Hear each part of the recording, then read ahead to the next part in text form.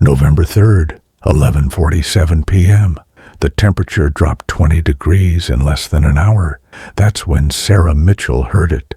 A child's laughter coming from her basement. A basement she had sealed shut 3 years ago after what happened to her daughter. The laughter stopped. Then came the scratching. On the other side of the concrete wall, she had poured herself, and a voice, small, familiar. "Mommy, why did you lock me down here?" But her daughter was buried 6 feet under frozen ground, wasn't she?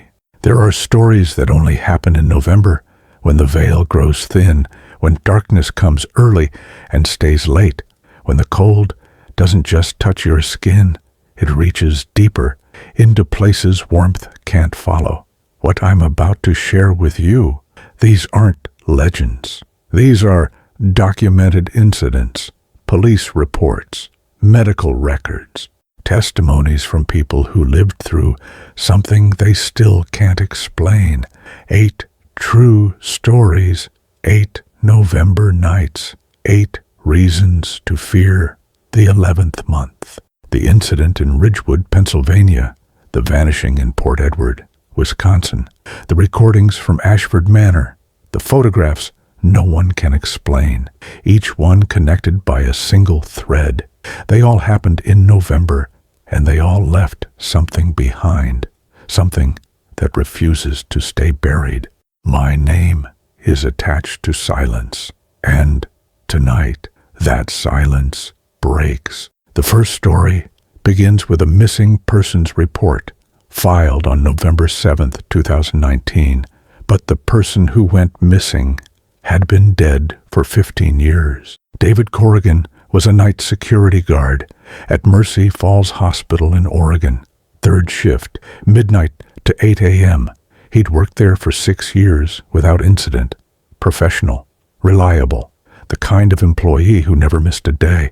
Until November 2019, the hospital had a policy. Every floor had to be checked twice per shift. David always started on the 5th floor, pediatrics, then worked his way down. November 7th was a Thursday, cold, the kind of cold that makes old buildings creak and settle. David clocked in at 11:58 p.m. His supervisor, Marcus Webb, was finishing his shift. They exchanged the usual pleasantries, weather talk, plans for the weekend. Marcus left at 12:07 a.m. Security footage confirms this. David was alone. At 12:34 a.m., David's first check-in was logged at the 5th floor nurses' station. Protocol, everything normal. The halls were empty. Most patients were asleep. The only sounds were the soft beeping of monitors and the hum of fluorescent lights. But as David walked past room 517, he stopped. The footage shows him standing there, completely still, for 43 seconds, just staring at the door. Room 517 was empty. It had been empty for 2 weeks, scheduled for deep cleaning after a patient with antibiotic-resistant infection. The room was sealed. Warning signs on the door. David's hand moved toward the handle. Then he pulled back, shook his head, kept walking. But something had changed in those 43 seconds. His stride was different, slower. He kept looking over his shoulder.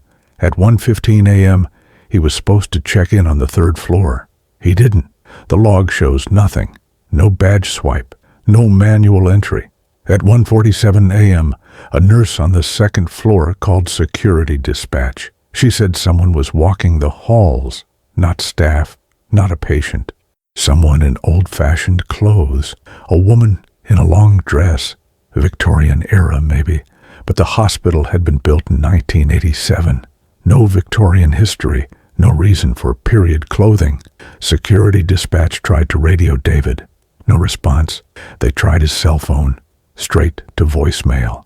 At 2:03 a.m., David's security badge registered at room 517, 5th floor, the empty room he'd stared at earlier, the door that was supposed to be sealed. The footage shows him standing in front of it again, but this time the door was open, just cracked slightly, a thin line of darkness between the frame and the wood. David leaned closer. His lips were moving, like he was talking to someone, or listening. Then he stepped inside. The door closed behind him. Security footage from the hallway shows the door remained closed for the next 6 hours. At 6:30 a.m., when the day shift supervisor arrived, she found the 5th-floor security station abandoned. David's jacket was still there, his thermos of coffee still warm. She walked to room 517. The door was sealed again, warning tape intact, like it had never been opened. She called his cell. It rang from inside the room, behind the sealed door. Maintenance was called. They broke the seal, opened the door. The room was empty, completely bare, stripped to the walls for cleaning. But David's phone was there, on the floor, in the exact center of the room, still ringing, battery at 93%. And when they checked the call log, they found something impossible. The last number David had dialed was his own cell phone, called at 2:04 a.m., 1 minute after he entered the room. But there was something else, something that made the maintenance workers back out of the room immediately. On the far wall, written in what looked like condensation, were 7 words. "He finally came back for me, Daddy." The handwriting was small, childlike. And when they cross-referenced hospital records, they found that room 517 used to be room 319 before the hospital was renovated in 2004. Room 319 was pediatric oncology. And in November 2004, a 6-year-old girl named Emma Corrigan died there. Leukemia. Her father's name was David Corrigan, the same man who worked security, the same man who had transferred to Mercy Falls Hospital 6 years ago, right after his divorce, right after his wife blamed him for Emma's death, for not catching the signs sooner, for not pushing the doctors harder, for not saving their little girl. David Corrigan has never been found. His car was still in the parking lot. His apartment showed no signs of struggle or packing. His bank accounts remain untouched. But every November 7th at exactly 2:04 a.m., security cameras on the 5th floor record the same thing.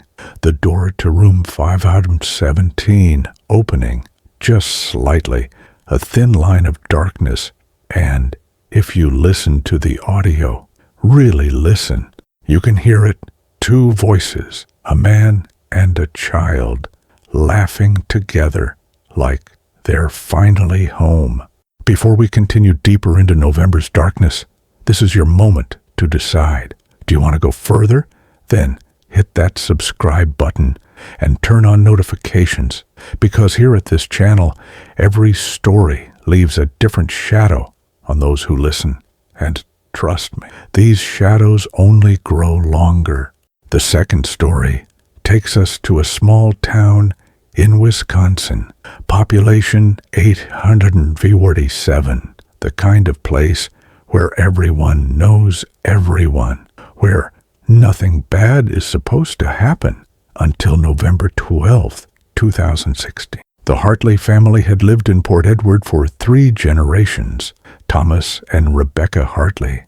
Their 2 sons, Michael and Christopher, ages 9 and 7. Thomas owned the local hardware store. Rebecca taught piano lessons from their home. Normal family, quiet life. Their house sat at the end of Maple Street, backed up against 70 acres of woodland, dense, old growth, the kind of forest that's been there longer than the town. On November 11th, the first snow fell. Not much, just enough to dust the ground, enough to show tracks. That night, Rebecca put the boys to bed at 8:30. Standard routine. Brush teeth. Say prayers. Lights out. Thomas was downstairs watching television.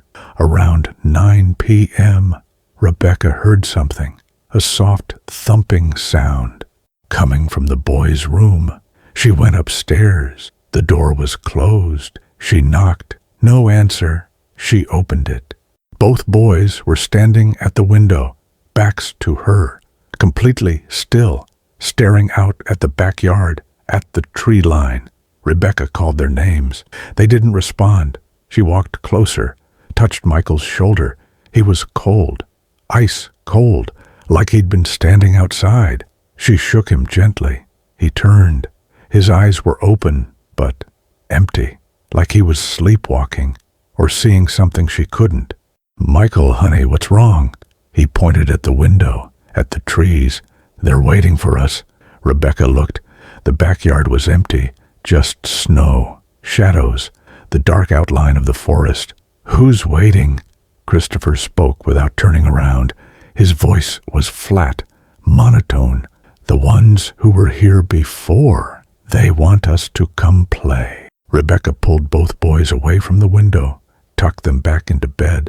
They didn't resist, didn't speak, just lay down with their eyes still open.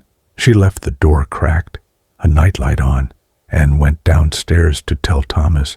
He thought it was just a nightmare, sleep-talking, kids being weird, but Rebecca couldn't shake the feeling, that coldness, those empty eyes. At 2:17 a.m., Thomas woke to a sound downstairs, the back door opening. He got up, checked the boys' room, empty. Both beds were empty. He ran downstairs. The back door was wide open, snow blowing in, and there, in the fresh snow, were footprints, small, barefoot, leading from the house toward the trees. Thomas grabbed his coat, flashlight, started following the tracks. Rebecca called 911. By the time police arrived, Thomas was at the tree line, shouting his sons' names. The footprints continued into the forest, but they weren't alone. There were other tracks, larger, adult-sized, but the stride was wrong, too long, like whatever made them had legs that didn't quite bend right. And the prints themselves, they weren't quite human. The toes were too long, spread too wide. The search lasted 4 days. K-9 units, volunteers, helicopters with thermal imaging. They found nothing. No sign of the boys. No trace beyond those footprints that stopped half a mile into the woods. Just stopped, mid-stride, like the boys had been lifted into the air.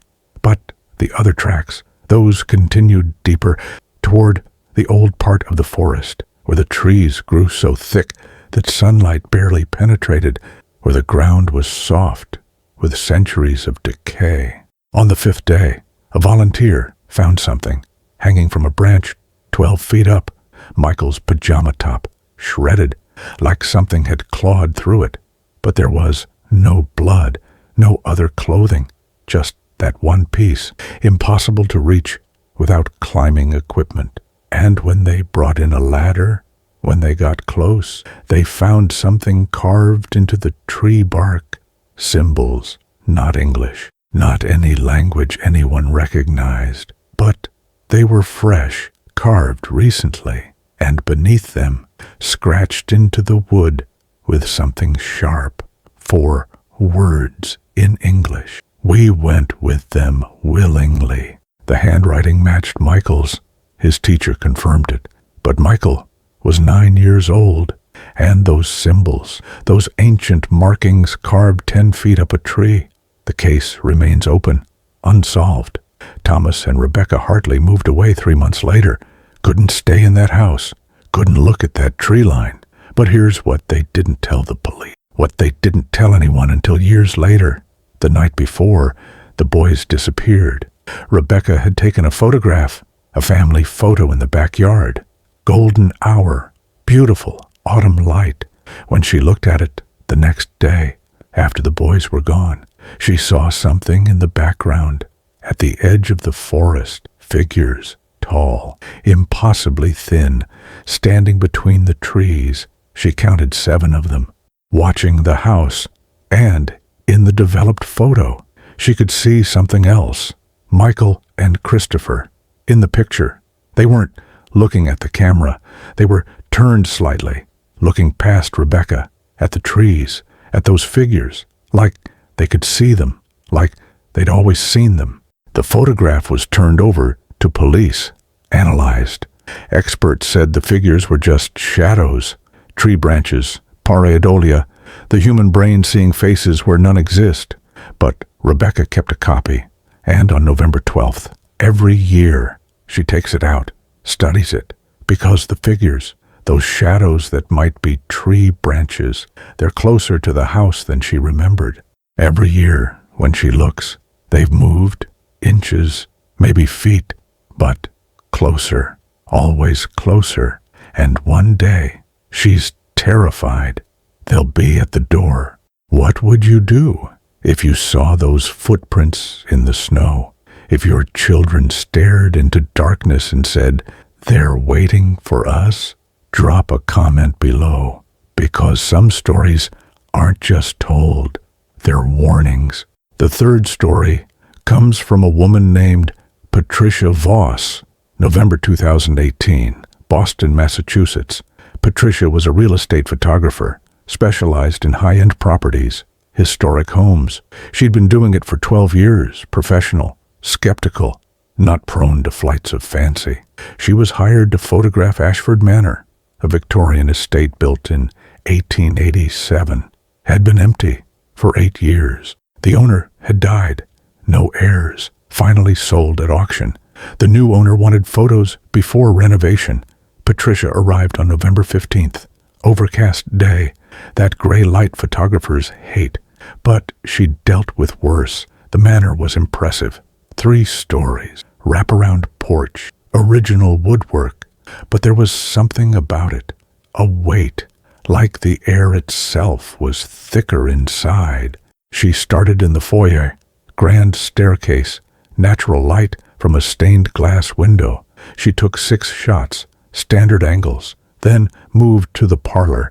That's when she heard it. Footsteps, upstairs, slow, deliberate, walking across the 2nd floor. Patricia called out, "Hello? Is someone here?" The footsteps stopped. She waited.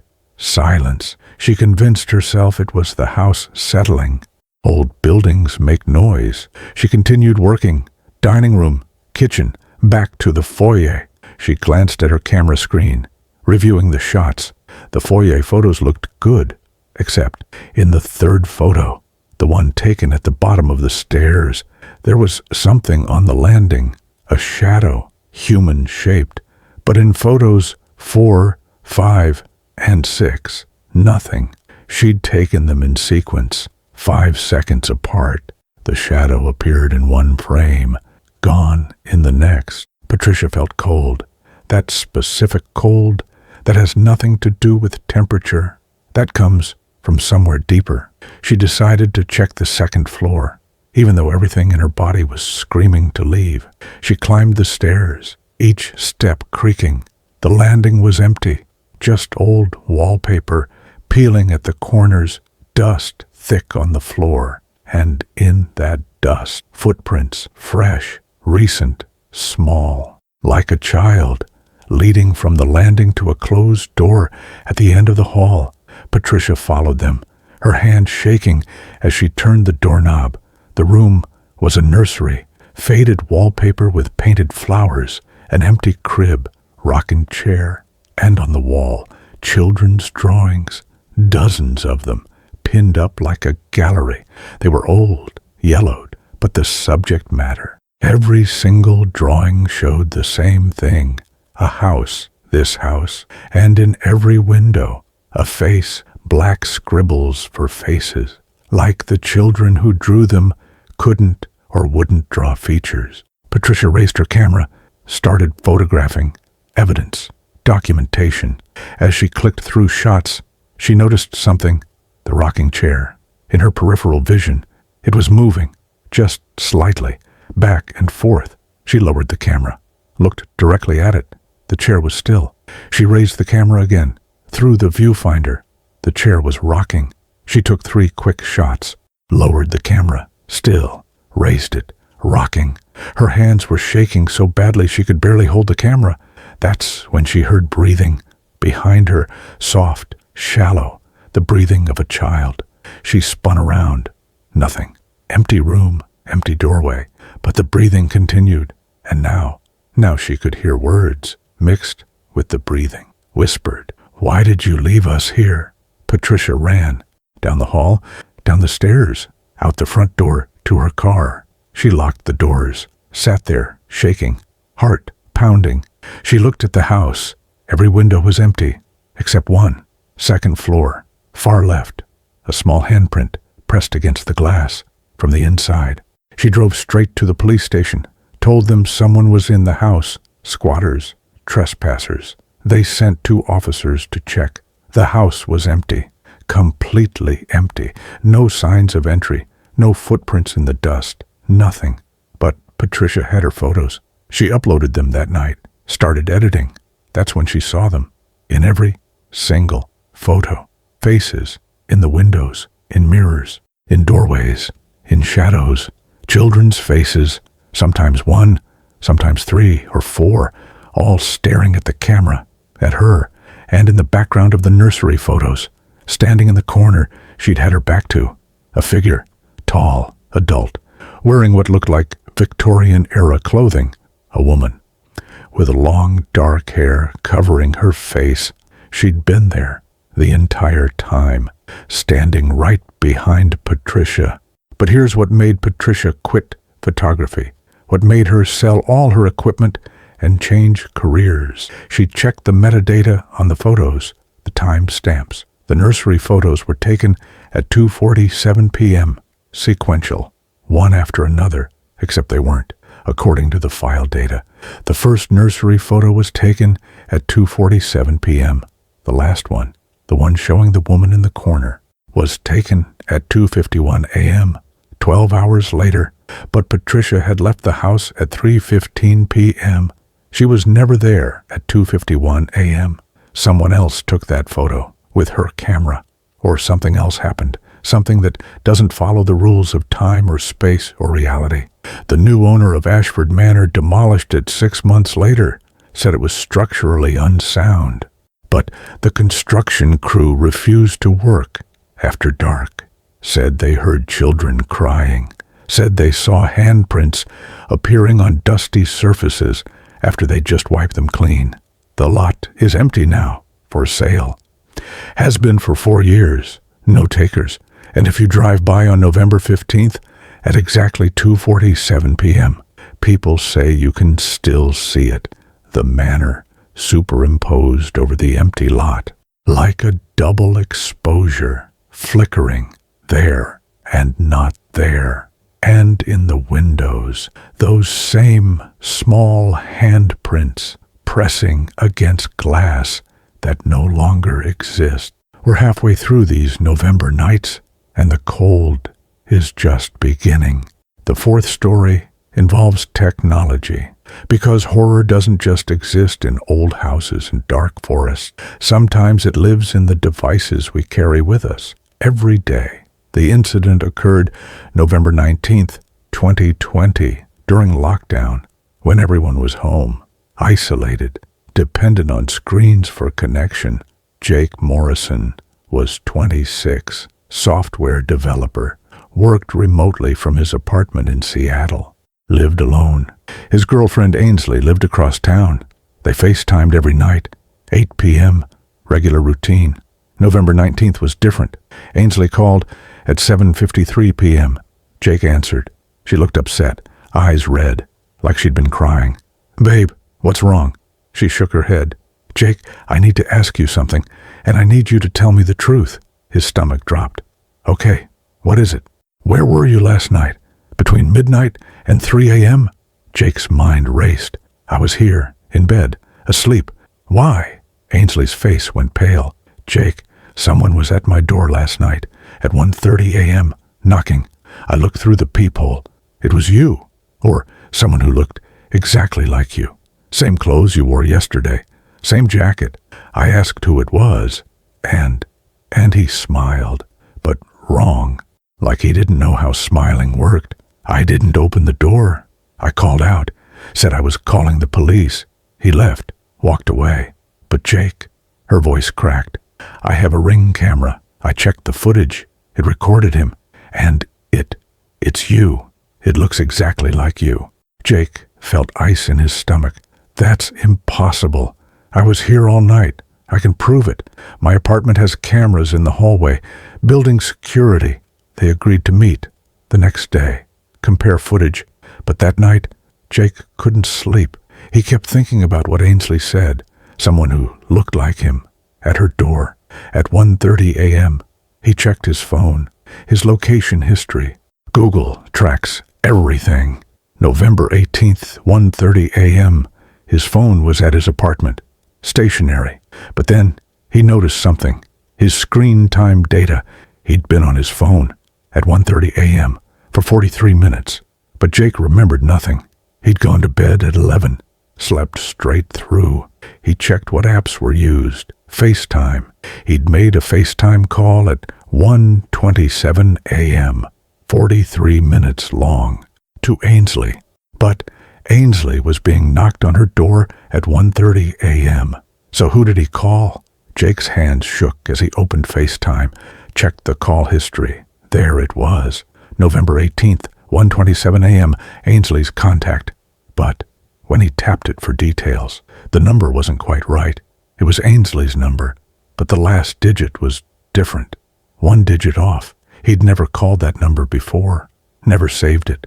But somehow, at 1:30 in the morning, he'd FaceTimed this wrong number and talked for 43 minutes. Jake tried calling it. The number you have reached is not in service. He checked his recent calls. The number was gone, erased, like it had never existed. But the screen time data remained. 43 minutes, FaceTiming someone or something. The next day, Ainsley showed him her ring footage, and Jake's blood turned to ice water. It was him, walking up to her door. Same face, same height, same jacket, everything. The figure knocked, waited. Ainsley's voice came through the door. "Who is it?" The figure smiled. But Ainsley was right. It was wrong. Too wide. Like the muscles didn't connect properly. And the eyes. When the light hit them just right, they reflected. Like an animal's. The figure turned and walked away. The camera lost him at the edge of frame. Jake watched it 7 times, trying to find something. Anything. That proved it wasn't him. But he couldn't. Because it was him. Down to the small scar on his left cheek. The way he walked with a slight favoring of his right leg. An old basketball injury. Everything. Jake filed a police report. Identity theft. Harassment. But how do you explain this? Someone who looks exactly like you, down to old injuries, appearing at your girlfriend's door while you're asleep, making phone calls from your phone to numbers that don't exist. The police took the report, said they'd investigate, but Jake could see it in their eyes. They thought he was lying, thought maybe he was having some kind of episode, didn't want to admit being at Ainsley's door. The relationship ended 3 weeks later. Ainsley couldn't look at him anymore, couldn't separate the Jake she loved from the thing that smiled wrong at her door. And Jake moved back to his parents' house in Oregon, couldn't stay in that apartment, couldn't trust his own devices, couldn't trust his own memories.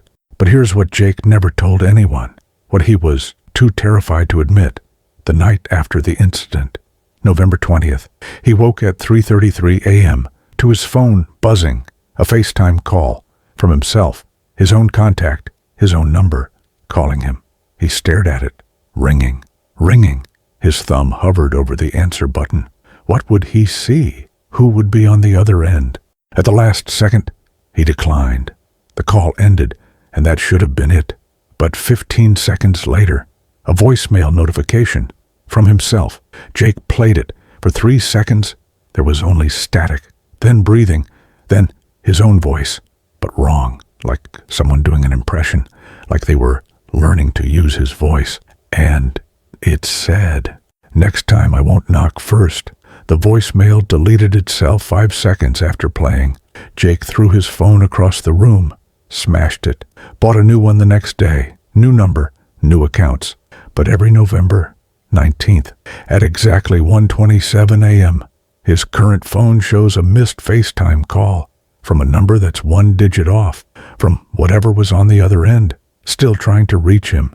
Have you ever gotten a call from your own number? Have you ever seen someone who looked exactly like you? Let me know in the comments if you dare. The fifth story is the shortest, but sometimes the shortest stories cut the deepest. November 23rd, 2017, Thanksgiving. The Crawford family gathered at their grandmother's house in rural Vermont. 15 people, 3 generations. They had a tradition. Before dinner, they took a family photo. Same spot every year, in front of the fireplace. Grandmother Ruth set up her old Polaroid camera, the kind that prints instantly. Everyone gathered, squeezed together, smiling.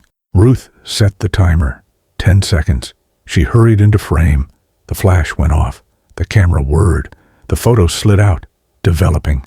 They waited, watching the image appear. And when it did, everyone went quiet in the photo. In the back row, standing behind Grandfather Joe, was Grandfather Thomas, Ruth's first husband. Thomas had died in 1994, 23 years earlier. But there he was, clear as day, standing with the family. Same height, same face, even wearing the flannel shirt he'd been buried in. The family stared at the photo, then at each other, then at the empty space where Thomas appeared in the picture. Nothing was there, just wall, just fireplace. But in the photo, undeniably, Thomas stood with them. Grandmother Ruth took the photo, held it close, tears streaming down her face. "He came for Thanksgiving," she whispered. They took another photo, same position. Thomas wasn't in the second one, just the living family, the way it should be. But the first photo, Ruth kept it, framed it, put it on the mantel. And every Thanksgiving, before dinner, she looks at it, touches the glass over Thomas's face, and says, "Welcome home." But here's what Ruth doesn't tell her family. What she notices every year when she looks at that photo. Thomas is getting closer. In the photo, his position changes slightly, imperceptibly, but she's measured it, documented it. In the original photo from 2017, Thomas stood 12 inches behind Joe. In 2018, when she measured the photo again, he was 10 inches behind. In 2019, 8 inches. Every year, 2 inches closer, moving forward through a photograph, through frozen time. Ruth is 87 now. She knows her time is limited, and she's counted. She's done the math at the current rate.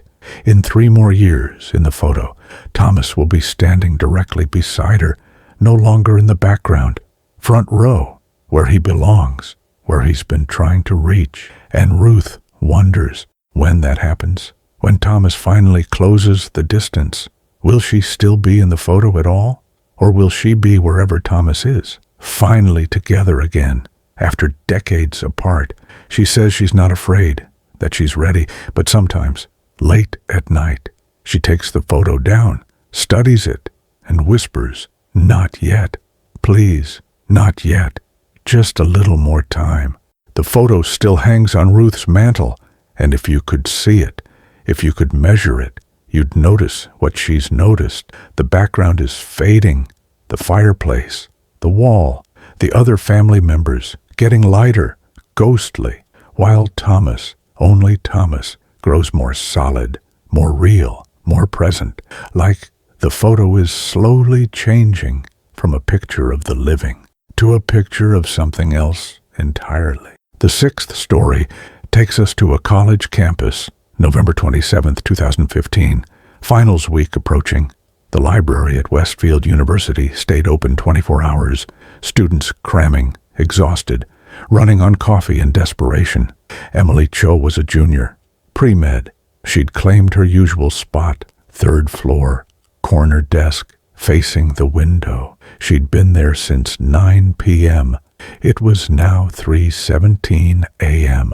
The 3rd floor was nearly empty, just her and maybe 2 other students, lost in their textbooks. The library was old, built in 1952, 4 stories, labyrinthine, easy to get lost in the stacks. Emily needed a book, organic chemistry, 2nd floor. She took the stairs. The second floor was darker, only emergency lights on after midnight. To save energy, she found the section, QD 251, started scanning spines. That's when she heard it. Footsteps. Behind her, in the stacks. She turned. The aisle was empty. She went back to searching. The footsteps continued. Closer. She could hear them clearly now. The soft pad of feet on carpet. Getting closer. She stepped out of the aisle. Looked both ways. Nothing. Empty. The footsteps stopped. Emily felt her skin prickle. That animal instinct.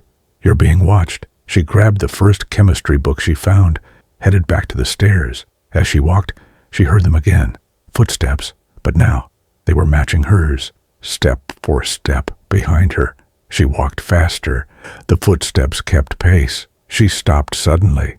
The footsteps continued for 2 more steps, then stopped. Emily's heart was pounding. She turned. Nothing. Just empty stacks.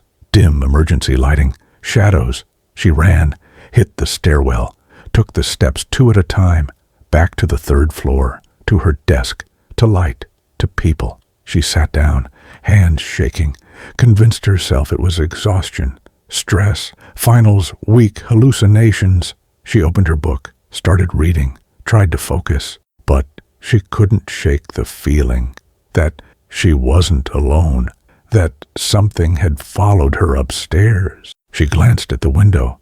Her desk faced it. The glass reflected the room behind her, the stacks, the study tables, and her breath caught in the reflection. Standing 3 feet behind her chair was a figure, tall, wearing what looked like a graduation gown, the old kind. From the 1950s, the hood was up. She couldn't see a face. Emily froze, didn't turn around, just stared at the reflection. The figure was completely still, but then, slowly, it raised one hand and pointed. At Emily, she spun around in her chair. Nothing. Empty space. No one there. She looked back at the window, at the reflection. The figure was gone, but where it had stood, now there was something on the floor. She got up, hands trembling, approached the spot on the carpet. Barely visible was a stain, dark, old. She knelt down, touched it. Her fingers came away damp. She smelled it, metallic, copper, blood, fresh blood. Impossible. That stain had been there for decades. She could see how old the carpet was around it. But the blood was wet, still warm. Emily ran to the main desk, told the night librarian, an older woman named Margaret, who'd worked there for 30 years. Margaret listened, then sighed, like she'd heard this before. 3rd floor, corner desk, facing the window. It wasn't a question. Emily nodded. You're not the first. Margaret pulled out a folder. Old incident reports. Newspaper clippings. November 1957. A graduate student named Robert Chen. He was up there studying. Finals week. Someone found him the next morning, fallen from the window. 4 stories. They said it was suicide. Stress. Academic pressure. But Margaret lowered her voice. 3 people had reported seeing someone following them on the 2nd floor that week. Someone in graduation robes, and Robert, before he fell. He told his roommate something was wrong with the library, that someone kept watching him, kept pointing at him. Emily felt sick. So, that was his ghost? Margaret shook her head. No one knows what it was, but every few years, around finals week in November, someone reports the same thing. Footsteps, a figure in graduation robes, and it always happens to students using that desk, the corner desk, where Robert was studying that night. Emily never went back to that desk, never studied on the 3rd floor again. She finished her finals in the student union, graduated 2 years later, never told her family what happened, but she kept one of those newspaper clippings. November 29th, 1957. Graduate student falls to death from library window. And there's a detail in the article she never forgot. Robert Chen fell at 3:17 a.m., the exact time Emily had left the third floor to go to the second floor, the exact time she'd heard those footsteps. The library still stands. Students still use that desk. The university won't remove it. Says that would be admitting something is wrong, creating unnecessary fear. But the librarians know, they always know, which students to watch during finals week, which ones sit at that corner desk. And when November comes, when the nights grow long and the building grows quiet, they check that third floor window. Make sure it's locked every single night, because some falls aren't accidents and some studies are never finished.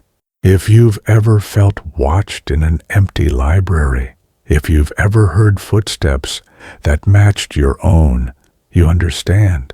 Subscribe if you want to hear more, because these stories, they're never really over. The seventh story is about photographs, about images that capture something they shouldn't. November 2021, the Morrison family took a road trip through New England, fall colors, historic sites, the parents, David and Linda, their daughter Sophie, 16 years old, photography enthusiast. She had a vintage camera, a Minolta from the 1980s, bought at a thrift store, fully functional. She loaded it with black and white film, wanted that classic aesthetic. They stopped at various locations, small towns, covered bridges, old cemeteries. Sophie took photos everywhere, artistic, composed. On November 30th, they visited a cemetery in New Hampshire, established 1782. Beautiful, peaceful, historic markers. Sophie walked among the headstones, taking photos. Her parents waited at the car. When she finished, they drove home to Connecticut. Sophie dropped the film at a developing shop. 1 hour photo. Picked it up that evening. 36 exposures. She spread them on her desk, started scanning them digitally. The photos were good, moody, atmospheric. But as she looked closer, she noticed something. In the cemetery photos, background anomalies. In the first photo, a wide shot of the grounds. In the far background, between two oak trees, a figure, barely visible, standing completely still. Could be a person, could be a monument. The image wasn't clear enough. In the second photo, taken 30 seconds later, closer to the headstones, the figure was there again, but closer, now standing at the edge of frame, clearer, definitely not a monument, definitely human-shaped. But the face was too dark, like it was shadowed, even though the sun was bright that day. Sophie's stomach tightened. She continued through the photos. Third photo, fourth, fifth. In each one, the figure was closer, moving toward the camera, toward where Sophie had been standing. By the 10th photo, the figure was only 20 feet away. You could see details now. A long dark coat, old-fashioned, turn of the century, hands at its sides. But the face, still shadowed, still impossible to see. Sophie felt cold. She didn't remember seeing anyone in the cemetery. It had been empty, just her and the dead. She checked her phone. She'd taken phone photos too, for comparison. She pulled them up, same locations, same angles, taken seconds before or after the film shots. In the phone photos, no figure, no one standing in the background, no one approaching, just empty cemetery, headstones, trees. But the film, the analog film, captured something else, something that didn't appear in digital images. Sophie continued through the film photos. Photo 15. The figure was 10 feet away, close enough to see that the coat wasn't clothes. It was wrong, like it was part of the figure itself, merged with whatever was underneath. And the hands. The hands were too long, fingers extending past where fingers should end. Photo 16, 5 feet away. Sophie could see now why the face was dark. It wasn't shadow. There was no face, just darkness, a void where a head should be, a human-shaped emptiness. Photo 17, the last cemetery photo. The figure was standing directly in front of Sophie's camera, 3 feet away, filling the frame. And even though there was no face, no eyes, you could tell it was looking directly at the camera, directly at Sophie.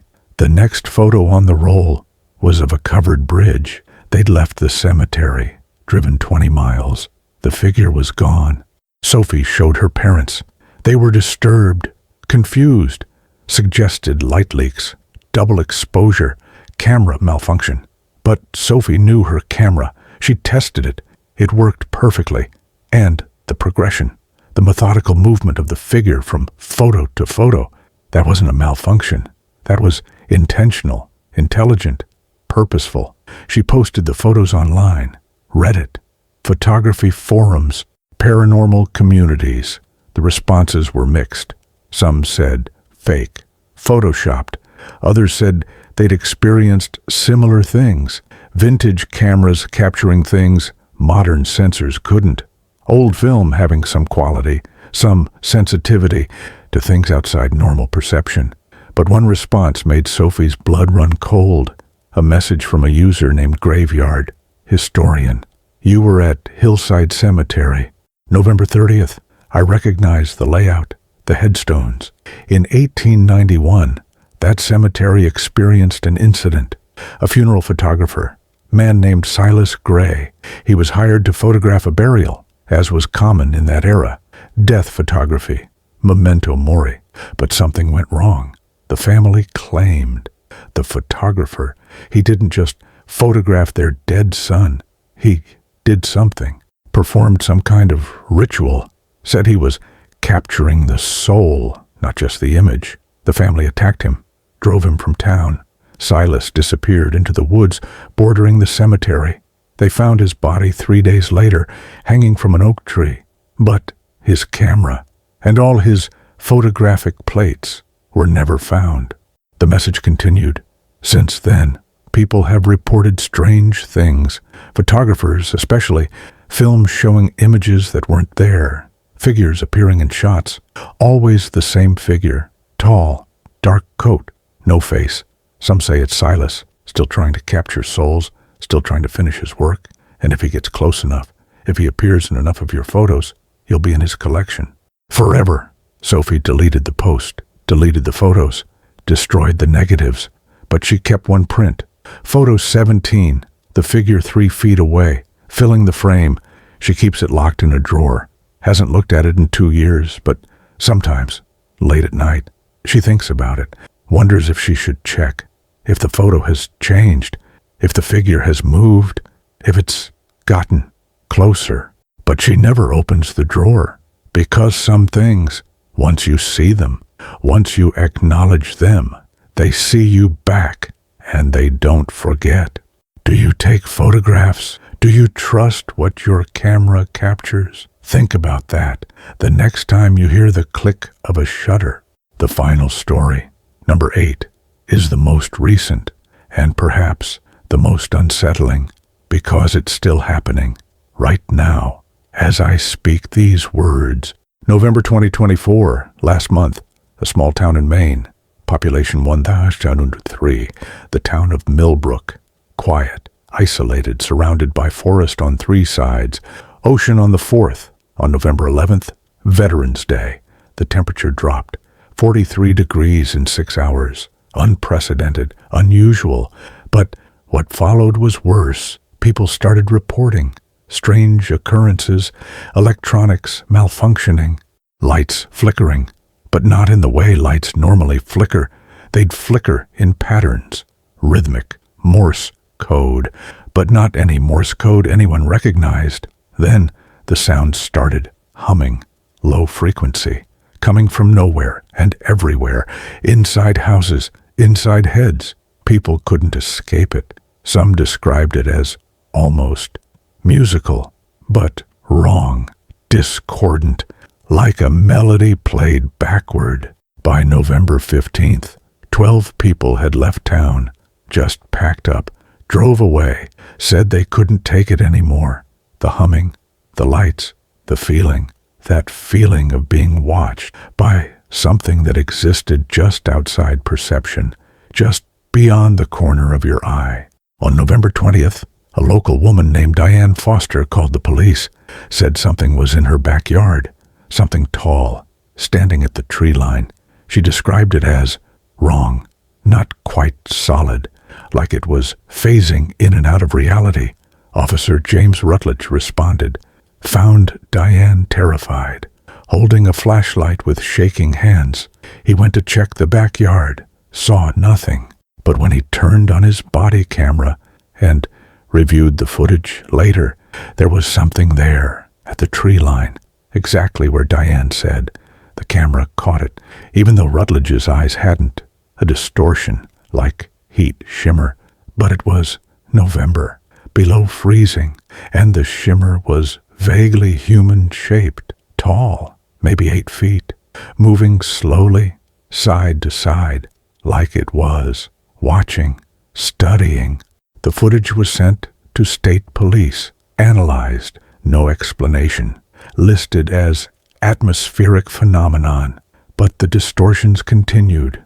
More people reported them, always at the edge of town, always at the tree line, always watching.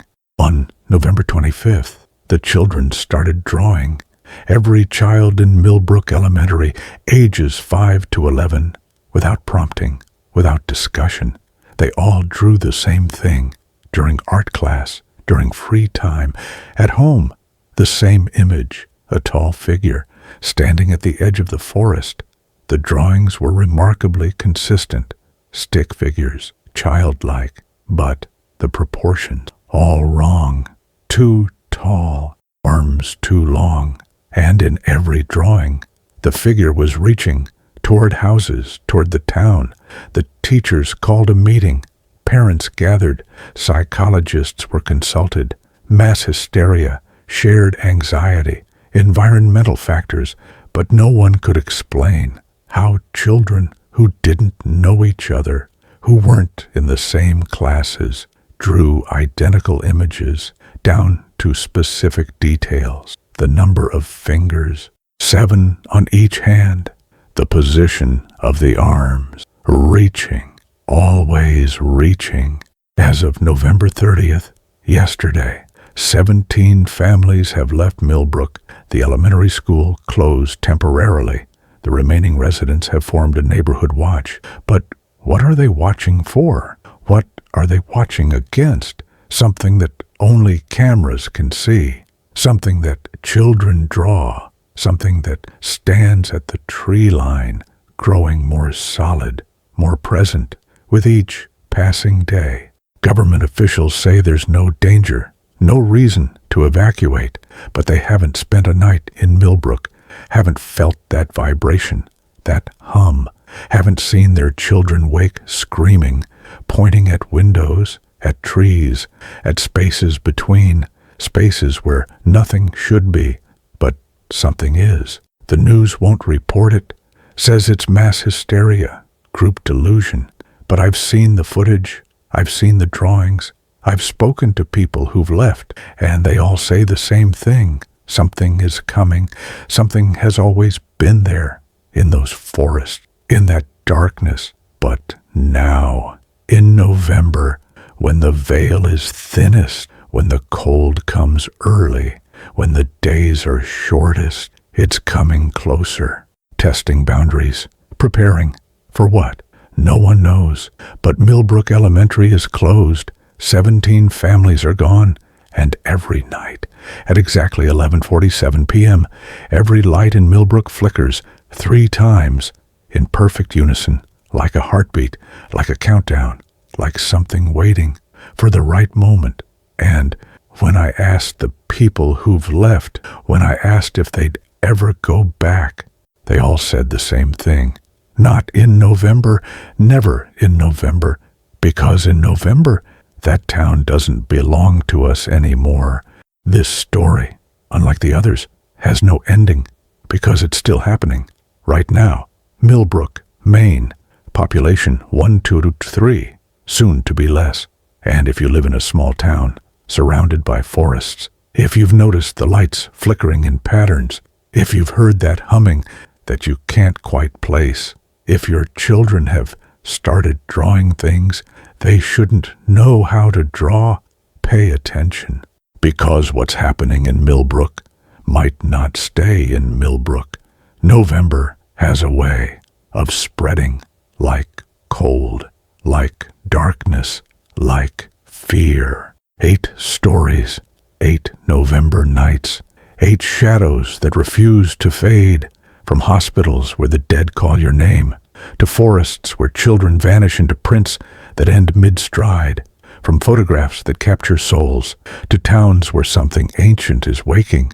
November holds them all, in that space between autumn and winter, between the living and the whatever comes after, the month when boundaries blur, when rules bend, when the impossible becomes inevitable. What did these stories teach us? That coincidence is sometimes too consistent to be coincidence. That technology doesn't protect us from the unknown. It just gives it new ways to reach us. That love transcends death, but so does hunger, so does patience, so does the need to be remembered or to never be forgotten. David Corrigan followed his daughter's voice into a sealed room and never returned. The Hartley boys walked barefoot into November snow, following something that had waited for them. Patricia Voss learned that cameras see what we refuse to acknowledge. Jake Morrison discovered his own reflection could knock on doors while he slept. The Crawford family watched a dead man move closer, year by year. Through frozen time, Emily Cho sat in a chair where a student fell, or was pushed, or was pulled. Sophie Morrison photographed something that's been collecting souls since 1891. And Millbrook is learning that some things don't just haunt places, they haunt entire communities, entire months, and they're patient. So very patient. If you made it this far, if you listened to all 8 stories and you're still here, you're either brave or foolish, or maybe, just maybe, you're like me, someone who knows that understanding the darkness is the only way to navigate it. These stories aren't meant to terrify, not really. They're meant to prepare, to remind that November is not like other months, that the cold that comes in November isn't just temperature, it's something older, something that remembers when winter meant death, when darkness meant danger, when the thin places between worlds got thinner still. So, what do you do with this knowledge? Do you dismiss it as fiction, as entertainment, or do you file it away in the back of your mind, where instinct lives, where primal fears whisper their warnings? Because next November, when the temperature drops too fast, when you hear footsteps that match your own, when your phone rings from your own number, when your children point at empty spaces and say, "They're waiting," you'll remember these 8 stories, and you'll know you're not the first, you won't be the last, but you'll be prepared. And preparation in November is everything. If this journey through November's darkest corners made you look over your shoulder, if you checked your windows, your doors, your reflections, then hit that like button, subscribe to this channel, turn on notifications, because the stories never stop, the shadows never truly leave, and every month, every season holds its own particular terrors. But November is special. November remembers, and now, so do you. Thank you for walking through this darkness with me, for listening to these 8 true stories, these 8 warnings dressed as entertainment. Stay safe out there. Lock your doors. Check your cameras. Don't answer calls from your own number. And if you see something at the tree line, something tall, something reaching, don't approach it, don't photograph it, don't acknowledge it, just leave. Sometimes The only way to win is not to play. Until next time, when we meet again in the darkness, remember, the cold came early this November, and so did the fear. But you're still here, still listening, still alive. That's something. Hold on to that, because in stories like these, that's all we really have. Goodbye for now, but not forever. Never forever. The shadows always come back, and so will I.